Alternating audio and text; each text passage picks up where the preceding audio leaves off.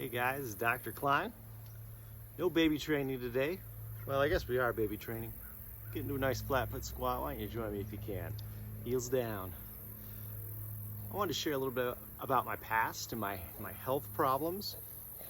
And growing up, I didn't really know how sick I was. I just knew that every winter was rough, right? I'd be sick, congested, all winter long.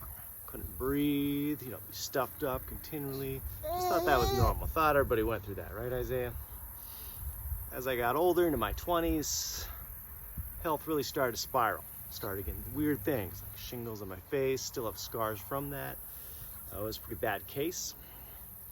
Other gut issues, won't get into the details. Of course, the back pain, and I had some injuries that I would just blame that on. My heels that I broke, and my foot surgery, but just led to a lot of discomfort, a lot of pain, to the point where I wasn't really able to do my job.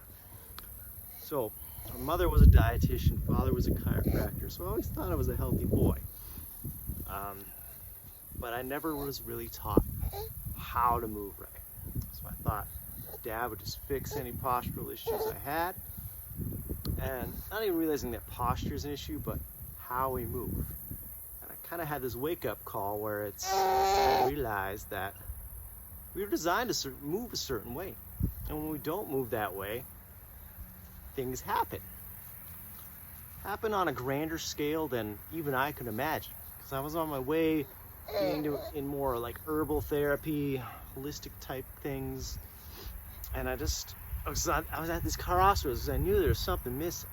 Something was missing in my health. Chiropractic wasn't cutting it anymore. Diet wasn't cutting it anymore. I was exercising. I'm not saying that just exercising is going to fix you.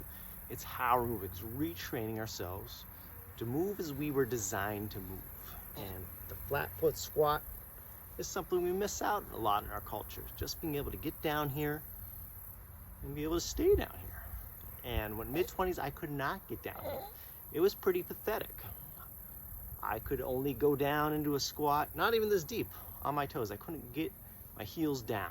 I had so much hip restriction, I had so much ankle restriction, and restriction in my whole body. And when we have that kind of stuff going on, it affects our nervous system, and then we start developing other diseases, not just arthritic diseases like degenerative joint disease or disc disease, because anything that's dealing with the spine, this is something chiropractors teaches.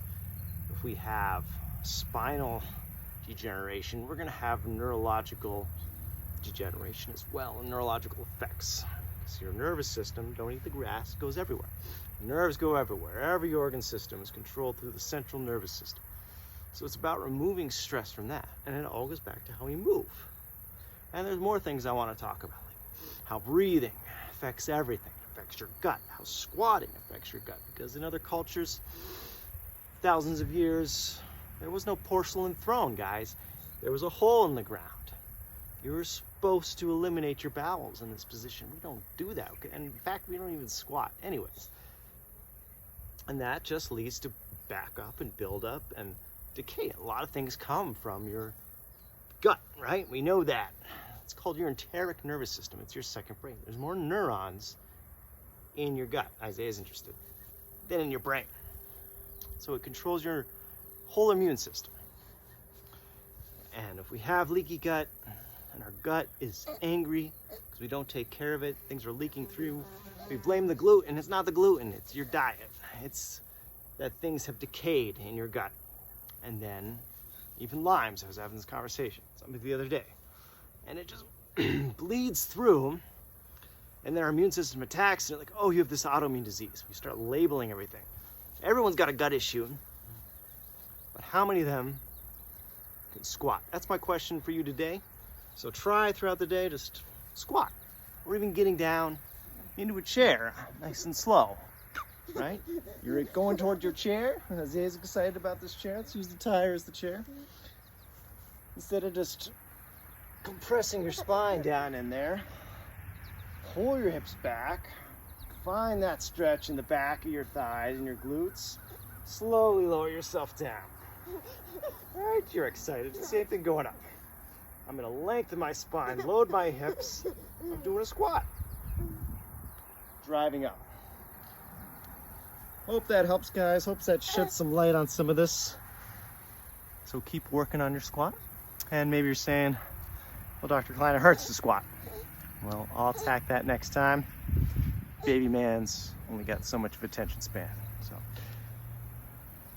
hopefully you could hang with me for that short squat. Hope you enjoyed it. Stay exile strong, boys and girls.